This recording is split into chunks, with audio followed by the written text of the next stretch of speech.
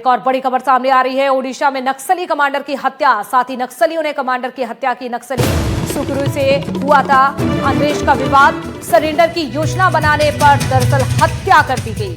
हत्या के बाद अन्वेष का शव जंगल में दफना दिया गया। पुलिस ने जंगल से बरामद किया है शव।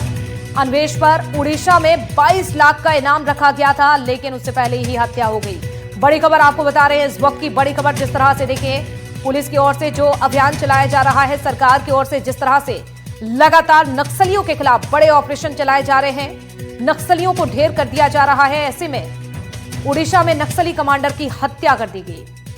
चलिए और ज्यादा जानकारी के लिए हमारे सहयोगी भी जुड़ चुके हैं, सीधे रुख करेंगे विकास का। विकास, बताइए जरा कहां पर यह हत्या हुई है?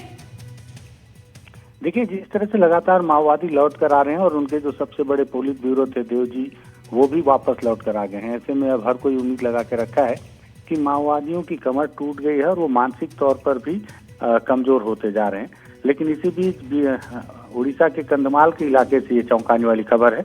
दरअसल यहाँ एक केकेबीएन एरिया कमेटी है, जो वहाँ पे एक अन्वेष करके माओवादी था, जो कि सुकमा जिले के दोरनापाल इलाके का था माओवादी।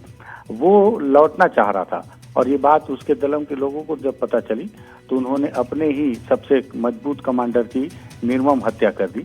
और इतना ही नहीं, उसके शव को उन्होंने जमीन में खोदकर गाड़ भी दिया।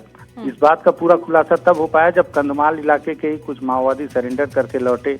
उनके द्वारा फिर इस बात की जानकारी पूछताछ में निकल कर आई, तब जाके पूरे मामले से पटाक्षेप हुआ। हालांकि पुलिस ने उन माओवादियों, जो समर्पित माओवादी हैं, उनके निशानदेही पर मृतक माओवादी के शव का उत्खनन करवाया है और आज उसकी सारी प्रक्रिया पूरी करवा के उनके गृह ग्राम दोरनापाल के इलाके में उन्हें लाने की तैयारी की जा रही है। लेकिन इससे माओवादियों के बीच का एक और चेहरा सामने आया है कि समय आता है तो माओवादी अपने साथियों को भी नहीं छोड़ते, अगर वो उनके विचारधारा से या उनकी निर्णय से अलग जाकर कुछ काम करने की कोशिश करते हैं तो।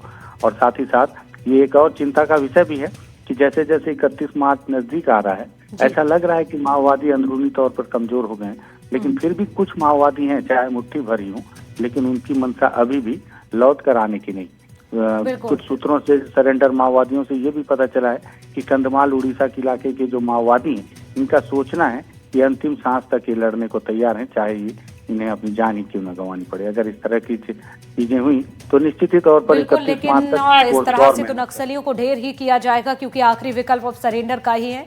चलिए विकास, आपका शुक्रिया जानकारी के लिए।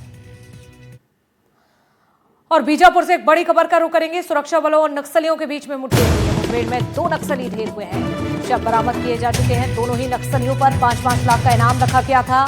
जंगला के जयगुर, इसके साथ ही आपको बता दें डोडुम इलाके में मुठभेड़ हुई थी। सर्च ऑपरेशन के दौरान मुठभेड़ हुई। मौके से 2 SLR इंसास राइफल भी बरामद जवानों ने किया है। 12 बोर बंदूक, मैगजीन, इसके साथ ही हैंड ग्रेनेड भी बरामद किए जा चुके हैं। तो इन हथियारों को पुलिस ने जब्त कर लिया है।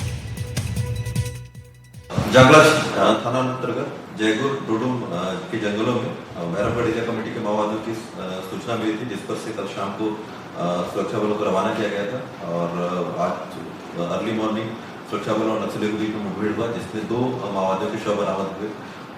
उसके साथ में इंसास, SLR और 12 बोर जैसे राइफल भी बरामद हुए हैं। जो प्राइमरी शिनाख्त जो हुई है उसमें एक कैडर मड्डा इचाम और दूसरी कैडर मनकी कोडियाम के रूप में हुई है। दोनों भैरवगढ़ एरिया कमेटी के एसीएम पद पर थे।